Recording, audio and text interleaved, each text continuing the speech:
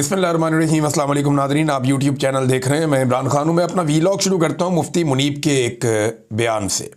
वैसे पाकिस्तान के ऊपर जो बहुत बड़े बड़े मसाइल हैं ना, उनमें एक बड़ा मसला पाकिस्तान के ये मौलवी भी हैं। ये सरकारी मौलवी जिन्होंने हमेशा वो चूरन बेचा जो उन्हें फ़ौजी एस्टेब्लिशमेंट ने कहा। अब मुफ्ती मुनीब का ज़रा स्टेटमेंट आप देखें, फिर मैं इनका पोस्टमार्टम करता हूँ। और ये बड़ा ज़रूरी है, इनको अगर शीशा ना दिखाया तो ये पूरे पाकिस्तान का हुलिया बिगाड़ देंगे मौलवी मिलके। ये देखें क्या कह रहे हैं। सियासत इसका नाम है, ये मौलवी सिखाएगा हमें कि सियासत क्या होती है। सियासत इसका नाम है। इंतखाबी मुहिम के दौरान ट्रंप अमेरिका के मौजूदा मुंतखब मेयर ममदानी की शदीद मुखालफत कर रहे थे। वैसे अमेरिका नहीं, वो न्यूयॉर्क का है। इन्हें कम्युनिस्ट करार दे रहे थे और ममदानी ट्रंप को फाशिस्ट करार दे रहे थे। लेकिन अब उनकी मुलाकात खुशगवार माहौल में हुई। दोनों ने एक दूसरे के बारे में मुस्बित जज्बात का इजहार किया, तलखियों को भुला दिया और न्यूयॉर्क की तरक्की के लिए मिलजुल कर काम करने का अज़म का इजहार किया। मीडिया के नुमाइंदों ने उनको जोश दिलाना चाहा, मगर उन्होंने जज्बात पर काबू रखा। और इसके बरक्स हमारे यहाँ सियासी इख्तलाफात को ज़ाती दुश्मनी में बदल दिया जाता है और एक दूसरे की शक्ल तक देखना गवारा नहीं करते। मुफ्ती मुनीबुर रहमान ये कहना क्या चाह रहा है मौलवी, मैं आपको बताता हूं कि अगर ममदानी का मैंडेट चोरी कर लेता डोनाल्ड ट्रंप, तो क्या ममदानी और डोनाल्ड ट्रंप एक दूसरे की शक्ल देखते? मुफ्ती साहब, दो नंबरी ना करें, फ्रॉड ना करें। आपने मर जाना है और मर के जाके अल्लाह को आपने जवाब देना है। आपको डर नहीं लगता? आप कुरान और हदीस की रोशनी के अंदर बात करने की बजाय आप लोगों को बेवकूफ़ बनाते हैं। आप इस्लाम का चूरन बेचते हैं। कुरान पाक में उन लोगों का जिक्र है जिन्होंने अल्लाह की आयतें सस्ते दामों बेच दी, और आप उन लोगों में से एक अपने आप को साबित करने पर तुले हैं। मुफ्ती साहब, शर्म आनी चाहिए आपको। आप यह क्या बात कर रहे हैं? क्या आपने कभी बात की कि जाली फॉर्म 47 क्यों जारी किया गया? क्या आपने कभी बात की कि जनाब एस्टेब्लिशमेंट ने पाकिस्तान तहरीक इंसाफ का पूरा इलेक्शन कैसे चोरी कर लिया? क्या आपने कभी यह बात की कि 17 सीटों वाले को वज़ीर आज़म कैसे बनाया? क्या आपने कभी यह बात की कि एक पॉलिटिकल पार्टी जो 180 से ज़ायद सीटें जीत रही थी, वो कैसे उसको आपने ले जाके अपोजिशन में बैठा दिया और उसकी आधी से ज़्यादा सीटें छीन ली? क्या आपने कभी इसके ऊपर बात की कि इद्दत वाला घटिया केस क्यों बनाया गया? क्या आपने कभी इसके ऊपर बात की कि मखसूस नशिस्तें जो है वो माले गनीमत की तरह क्यों बांट दी गई? मुफ्ती साहब, आप तो उन बेचारे मौलवियों के लिए भी नहीं बोले जो तहरीक लब्बैक के थे, जिनकी लाशें गिरी मुरीदके में, और आप उनके सर के ऊपर पहले बदमाशी करते थे और उसके बाद आपने उनके खून का भी सौदा कर दिया। और अब आप कौम को सिखाएंगे कि क्या होती है जमहूरियत और क्या होती है सियासत, ये आप बताएंगे। मुफ्ती साहब, डोनाल्ड ट्रंप ने अमरीकी एस्टेब्लिशमेंट के खिलाफ इलेक्शन जीता था। वहां पे वो फॉर्म 47 जारी नहीं किया उन्होंने डोनाल्ड ट्रंप की हुकूमत को तस्लीम किया, तभी उनका निज़ाम आगे चला है। इसीलिए वो सुपर पावर है दुनिया की। पाकिस्तान में सबसे पहले आप एस्टेब्लिशमेंट को ये कहिए, आप सबसे पहले फील्ड मार्शल को कहिए कि वो अवाम के मैंडेट का एहतराम करें। आप उन्हें यह कहें कि जनाब अवाम ने जिसको वोट डाला आप उसको हुकूमत दें। सियासतदानों का मैंडेट छीन कर फिर आप कहते हैं जनाब सियासतदान आपस में बैठते क्यों नहीं, बात क्यों नहीं करते? सियासतदान तो सारे आपस में मिलकर बैठे हुए हैं। यानी जितने लोगों को मैंडेट चोरी करके दिया, पीपल्स पार्टी, PMLN, सारी जिंदगी लड़ते रहे, अब सारे इकट्ठे होकर बैठे हुए हैं। तो ये कौम को ना बेवकूफ़ बनाना बंद करें। कौम बेवकूफ़ नहीं है। आप लोगों की चालाकियां और होशियारियां कौम बड़ी अच्छी तरह आप जानती है। तो ये मुफ्ती मुनीब साहब को बताना बहुत ज़रूरी था कि सियासी मुखालफत अपनी जगह पे, सियासतदान हमेशा इकट्ठे हो जाते हैं अगर कोई तीसरा फरीक उनका मैंडेट चोरी ना करे और मुदाखलत ना करे। तो बदतरीन सियासी मुखालफिन आज भी इकट्ठे, पीपल्स पार्टी, PMLN, फजल रहमान से PTI के लोग बैठते हैं, बैठ के बातचीत करते हैं। PTI के लोगों ने अभी थोड़े दिन पहले तमाम जितने भी मुख्तलिफ पॉलिटिकल पार्टीज हैं उन सबको बुलाकर जरगा किया, बल्कि PMLN का वहाँ पे सेक्रेटरी जनरल रखा। अब आप ताने दे रहे हैं बैठ के। ताने आप इसलिए दे रहे हैं कि आपको चाबी भरी जाती है मौलवी साहब एस्टेब्लिशमेंट की जानिब से, और आप वो चाबी आपको भरी जाती है तो आप चाबी की तरह चलना शुरू हो जाते हैं। जनाब बताएं ना मैंडेट किसने चोरी किया? अमेरिका में मैंडेट चोरी नहीं हुआ, इसलिए तलखियां इतनी नहीं बढ़ी। यहां पे मिलिट्री एस्टेब्लिशमेंट ने मैंडेट चोरी कर लिया, इसलिए तलखियां बढ़ गई हैं। लिहाजा जो चीज आपको ना पता हो ना, या तो उसमें मुंह बंद रखा करें या तो उसके अंदर पंगे ना लिया करें। आपका ये काम ही नहीं है बात करने का, और जहां आपको बात करनी होती है वहां पे आप वैसे ही बात नहीं करते। आप बताएं ना कि ये जो इस्तिस्ना ले लिया आपके फील्ड मार्शल ने, क्या इसकी शरई और इस्लामी नुक्ता नज़र से कोई अहमियत या हैसियत है? आप बताएं ना, क्या ये इस्लामी है? क्या पाकिस्तान के आइन के अंदर ये जो चीज़ शामिल की गई है ताहयात इस्तिस्ना, क्या ये इस्लामी है? क्या ये शरई है? मुफ्ती मुनीब साहब इधर बोले ना आप, जो आपका एक डोमेन है जिसके अंदर आपको बात करनी है, उधर आपकी जुबान डरती है बात करते हुए। तो मुफ्ती साहब आप बाद आ जाए, देखें हम आपको बड़ी इज्जत देना चाहते हैं, आपको साहब साहब कह के बुलाते हैं, लेकिन आपको लगता है इज्जत रास नहीं है, आप किस तरह के कामों में पड़ गए हैं। ये जो भी आपको कोई कैप्टन फोन करता है या मेजर फोन करता है, आप इससे हाथ जोड़ के माफी मांगे और देखें भाई मेरे से नहीं होता, मुझे अपने काम करने दो, अपने मामलात में रहने दो, और अपनी खिदमत हर जगह पे आप पेश ना कर दिया करें प्लेट में रख के कि जनाब ये मैं अपनी खिदमत पेश कर रहा हूं। तो अपनी खिदमत को अपने तक आप रखें और बिला वजह हर चीज के अंदर आप ना उलझें। ये जमहूरियत का मामला है, आज़ादी इज़हार राय का मामला है, ये इंसानी हुकूक का मामला है, और इसके अंदर पंगेबाजी ना करें। आपने इंतहाई घटिया किरदार अदा किया है इस मामले में एक मरतबा फिर। जब तक आप मैंडेट के एहतराम की बात नहीं करेंगे, जब तक आप मिलिट्री एस्टेब्लिशमेंट को उसके किरदार में वापस भेजने की बात नहीं करेंगे, जब तक आप इस्तिस्ना जो ताहयात है उसके ऊपर बात नहीं करेंगे। आप किस तरह के मौलवी हैं जो इद्दत के ऊपर बात नहीं करता? लाशें गिरी हुई हैं लोगों की मुरीदके में, उस पर आपने बात नहीं की। तो नाज़रीन बस इतना मेरे ख्याल में काफ़ी है मौलवी साहब को बताने के लिए, अगर उन्हें समझ आ जाए तो नाज़रीन ये अमेरिका का तो हुस्न है ये, लेकिन वो सुपर पावर इसीलिए तो है, वो एक दूसरे का मैंडेट तस्लीम कर लेते हैं और वहाँ आज़ादी इज़हार राय है, वो एक दूसरे के साथ खड़े हुए हैं। और वहाँ पे खड़े होकर ममदानी कह रहा है कि इसराइल ने फ़लस्तीनियों का जेनोसाइड किया, उनकी नस्लकुशी की है, और अमरीकी हुकूमत ने यानी ट्रंप ने उनका साथ दिया, उनकी मदद की है। ये साथ खड़ा होकर वो कह रहा है। ये है जमहूरियत का हुस्न कि आज़ादी इज़हार राय भी होती है। पाकिस्तान में आप बात ही नहीं कर सकते, जो बात करता है उसको कुचल के रख देते हैं, उसको दबा कर रख देते हैं। अब इस वक्त हालात ये हैं कि जो सबसे बड़ा बात करने वाला आदमी है वो जेल के अंदर बंद है।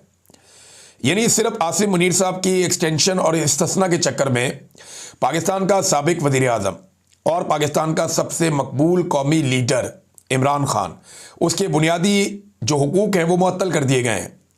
इमरान खान को 19 दिन हो गए हैं, ना उनके वकला से मुलाकात हो रही है, ना उनकी फैमिली से मुलाकात हो रही है, बल्कि उन्हें कैद तन्हाई में डाल दिया गया है और लगातार उन्हें इस तरह की अजियत का निशाना बार बार बनाया जाता है। और इस मरतबा लगभग 19 दिन फिर हो गए, 3 हफ्ते होने वाले हैं।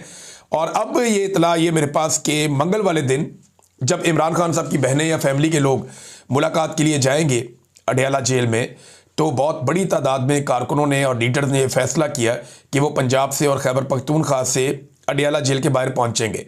अब सवाल ये पैदा होता है कि क्या अडयाला जेल की इंतज़ामिया अदालती अहकामात और इंसानी हकूक़ को मद्देनज़र रखते हुए कैदी के हकूक़ देते हुए इमरान खान साहब की उनकी फैमिली से मुलाकात करवाती है या मुलाकात नहीं करवाती? ये बहुत इंपॉर्टेंट है, क्योंकि मुलाकात करवाएंगे तो फिर तो चीज़ें नॉर्मल हो जाएंगी, लेकिन उसके लिए ज़रूरी है कि उससे पहले पहले आसिम मुनीर साहब अपना सारा काम मुकम्मल कर लें। लेकिन अगर वो मुलाकात नहीं करवाते और मुलाकात को एक मरतबा फिर डिले में डाल देते हैं, तो उसके लिए उन्हें बहुत ज़्यादा यूज़ ऑफ फोर्स करना पड़ेगा, बड़ी ताकत इस्तेमाल करनी पड़ेगी, और वो आपको पीर वाले दिन से नज़र आना शुरू हो जाएगा कि इनका मूड क्या है और ये क्या करेंगे। दूसरी जानिब नाज़रीन, जो वकला हैं उनमें आहिस्ता आहिस्ता तहरीक पैदा हो रही है। क्या ये तहरीक जान पकड़ सकती है? कराची के अंदर वकला ने एक बड़ा मुजाहरा किया है, वहाँ पे इकट्ठे हुए उन्होंने बड़े नारे लगाए 26वीं और 27वीं तरमीम के ख़िलाफ़। सुनने में आ रहा है कि पंजाब के अंदर भी वकला जो है वो तैयारियाँ कर रहे हैं, मुख्तलिफ़ जगहों पे वकला के इकट्ठ हो रहे हैं और वकला इसको एक तहरीक की शक्ल देना चाहते हैं। हो सकता है कि आने वाले दिनों में कुछ मज़ीद जजेस जो है वो भी इस्तीफ़ा दे दें, और जो 5 जज साहिबान हैं जिन्होंने केस किया है सुप्रीम कोर्ट ऑफ पाकिस्तान में, चैलेंज किया 27वीं आईनी तरमीम को, उन्होंने चैलेंज कर दिया है जो आईनी अदालत है उसके हवाले से कि आईनी अदालत ये केस नहीं सुन सकती। यानी उन्होंने कहा जी आपकी ये डोमेन नहीं बनती क्योंकि ये मामला ही आपसे रिलेटेड है, लिहाजा सुप्रीम कोर्ट ऑफ पाकिस्तान ये केस सुने। अब देखना यह है कि वो case supreme court of Pakistan में जाता है या नहीं जाता। अदलिया का तो इन्होंने बेड़ा गर्क कर दिया पकड़ के, और कुछ अदलिया के पल्ले इन्होंने छोड़ा ही नहीं। बहरहाल वकला तहरीक चला रहे हैं, अभी कुछ कहना कबल अज़ वक्त है कि ये तहरीक ताकत पकड़ती है या नहीं पकड़ती, लेकिन एक बात तो बिल्कुल सच है, वो ये है कि ये पूरा का पूरा निज़ाम इस वक्त बारूद के ऊपर बैठा हुआ है। ये बारूद पे बैठा हुआ पूरा निज़ाम, और कोई एक चिंगारी इन सबको भस्म कर देगी, और ये सारे इसे जानते भी हैं। इसीलिए तो आप देखें ना कि इस्तिस्ना वाला खेल खेला जा रहा है कि जनाब मैं अपने आप को बचा लूँ, अपने इर्द गिर्द एक इस्तिस्ना की दीवार खड़ी कर लूँ, आईनी दीवार, ताकि जब भी कभी कोई प्रॉब्लम हो तो मुझे प्रॉब्लम नहीं होनी चाहिए। सदर पाकिस्तान फील्ड मार्शल की ये सोच है दोनों की, और इस सोच के ऊपर उन्होंने अमल दरामद भी किया है। नादरीन, वो चीज़ें जिनके ऊपर पाकिस्तान की जो अस्करी क़यादत है वो बहुत गुस्से में आ जाती थी, यानी जब भी हम ये बातें करते थे, हम ये चीज़ें बताते थे, तो जो मौजूदा रजीम है जिसको लीड कर रही है पाकिस्तान की अस्करी क़यादत फील्ड मार्शल, तो ये लोग बहुत गुस्से में आ जाते थे। गद्दारियों के मुकदमे, बगावतों के मुकदमे, एक के बाद एक अटैक किया जाता था सबके ऊपर, और बंदे गिरफ्तार कर लिए, अगवा कर लिए, जबरी तौर पे लापता कर दिया, टॉर्चर किया, नंगा किया, मारा। वो जो कुछ हम कहते रहे वो सारा कुछ आईएमएफ ने लिखकर अपनी 180 सफ़ात की रिपोर्ट में पब्लिक करवा दिया। ये पब्लिक करना नहीं चाहते थे, लेकिन उन्होंने पब्लिक करवा दिया। अब आईएमएफ से 1 या 2 अरब डॉलर लेने हो तो टका के बेइज्जती करवा ली इन्होंने, और ख़ुद अपनी बेइज्जती करवा के उसको पब्लिक भी कर दिया। जनाब, ये हमारी जिल्लत हुई है, ये हमारी रिसवाई हुई है, ये गंद हमने मारा पाकिस्तान के साथ, और हम इसका कोई जवाब नहीं दे सकते। लेकिन क्योंकि आईएमएफ ने ये शर्त रख दी है कि 1-2 अरब डॉलर अगर मजीद चाहिए तो पहले अपना मुंह काला करो, तो हम जनाब ये कर रहे हैं। ये हमने सारी दुनिया के सामने अपनी रिपोर्ट और अपनी कारकर्दगी, अपनी प्रोग्रेस रिपोर्ट हमने आपके सामने रख दी है। ये इन्होंने किया। तो आईएमएफ के 1-2 अरब डॉलर के लिए ये कर क्या रहे हैं? अपना चट्टा कट्टा खुद ही खोल रहे हैं।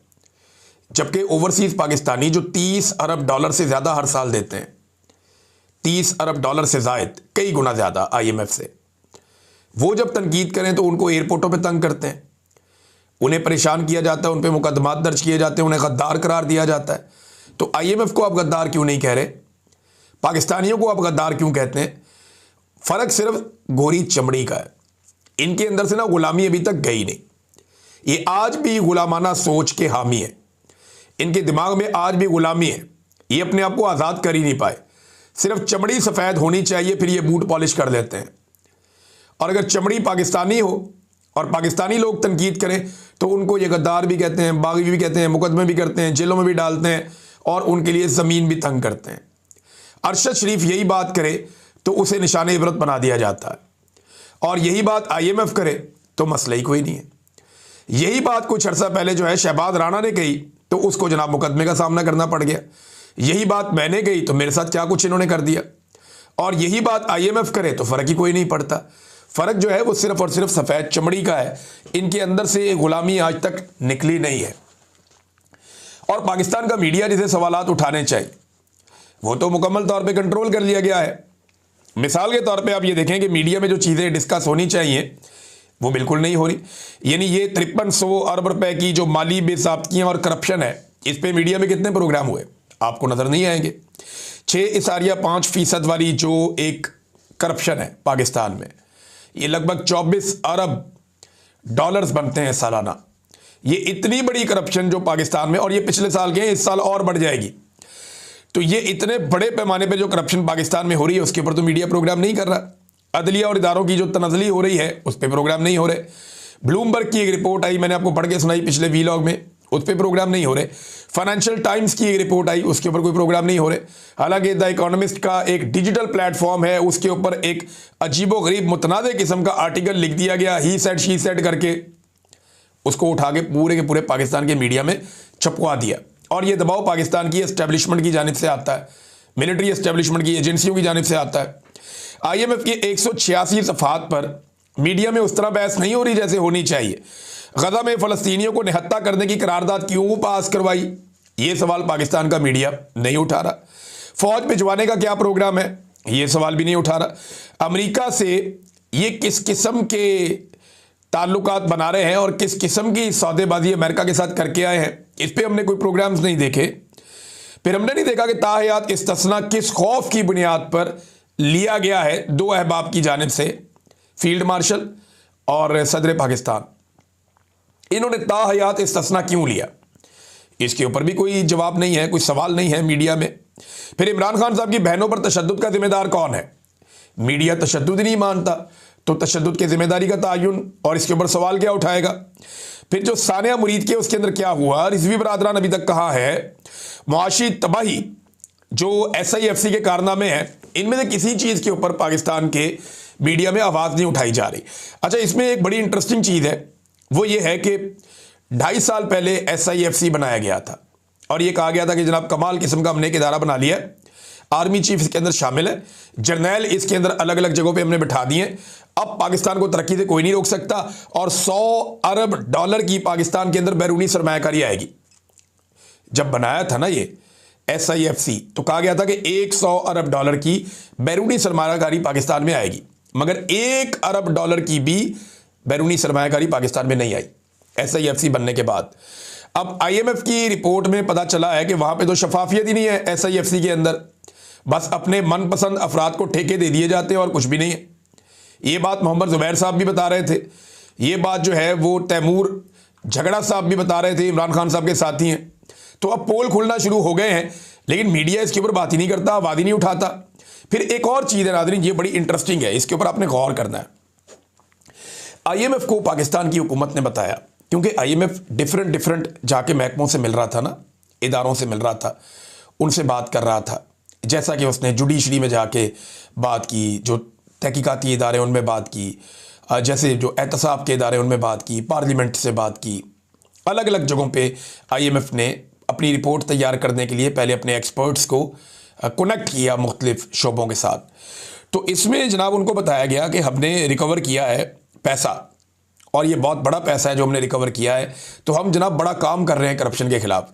तो पैसा इन्होंने बता दिया कि 5300 अरब रुपए, यानी 5,300 अरब रुपए, 5,300 अरब रुपए इन्होंने कहा जी हमने रिकवर कर लिया है। और ये वो पैसा है जो करप्शन हुई है पाकिस्तान में। अच्छा, ये पैसा इन्होंने कहा जी हमने रिकवर कर लिया और हाल ही में रिकवर किया है। ये पैसा गया किधर, ये तो नज़र नहीं आ रहा कहीं पे भी। देखें, अगर ये पैसा रिकवर किया है तो ये पैसा किसी बैंक अकाउंट में आना चाहिए ना, रिकवर कर लिया तो कौमी खजाने में ही जमा होगा। जो भी आप लूटमार का पैसा कभी भी रिकवर करते हैं तो वो पैसा कहाँ जाता है, कौमी खजाने में जाता है। तो कौमी खजाने में तो ऐसी कोई रकम ही नहीं आई। आप तो $1 अरब के लिए दुनिया का तरला मिन्नत कर रहे हैं, हर जगह पे भागते फिर रहे हैं, और यहां पाकिस्तान में $19 अरब, ये लगभग इतनी रकम बनती है डॉलर्स में, 19-20 अरब डॉलर्स बनते हैं। तो पाकिस्तान में 19-20 अरब डॉलर्स अगर रिकवर हो गए हैं तो पैसा किधर है, किसके अकाउंट में जमा करवाया गया? कौमी खजाने में तो नहीं आया ये पैसा। और अगर आया तो वो रिकॉर्ड आप सामने रखें ना जनाब कि ये पैसा हमने रिकवर किया है।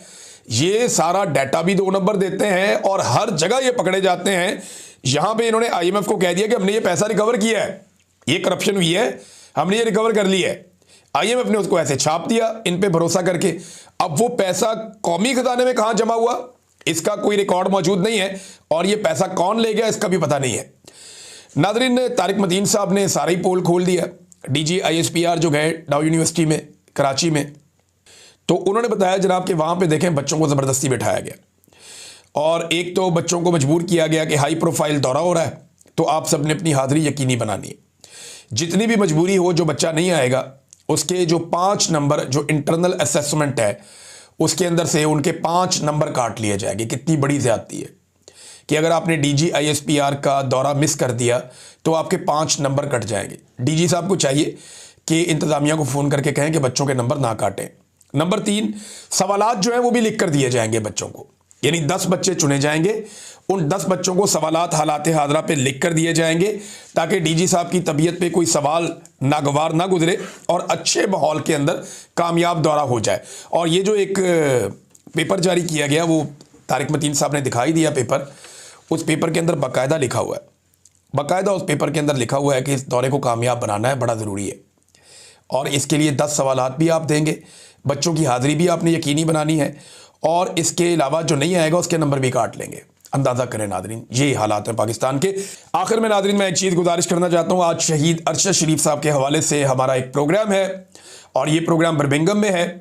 ये बरतानिया में जो सहाफ़ती बरादरी मौजूद है उन्होंने ये प्रोग्राम करवाया। इसमें ह्यूमन राइट्स के हवाले से ख़ास तौर पे बात होगी, जो 26 नवंबर को गुज़िश्ता साल कत्लेआम हुआ उसके हवाले से भी बातचीत होगी, क्योंकि 1 साल उसको भी मुकम्मल हो गया है। और इसके अलावा पाकिस्तान में इंसानी हुकूक, आज़ादी इज़हार राय, सहाफ़ियों के ऊपर जिस किस्म के हालात पैदा कर दिए गए हैं, इन तमाम चीज़ों पे हम बात करेंगे। तो जो लोग वहाँ मौजूद हैं उनसे गुजारिश है कि अगर वीलॉग सुने तो वह तशरीफ़ ले आएँ। ये जो प्रोग्राम है इस हवाले से मैंने अपने ट्विटर पे और यूट्यूब चैनल पे बाकायदा एक छोटी सी वीडियो भी जारी की हुई है। ये रीजेंट पार्क बैंक्वेटिंग हॉल है बर्मिंघम में, जहाँ पे प्रोग्राम हो रहा है शाम 6 बजे से लेकर 9 बजे तक। अब तक के लिए इतना ही, अपना ख्याल रखिएगा, अपने चैनल का भी। अल्लाह हाफ़िज़।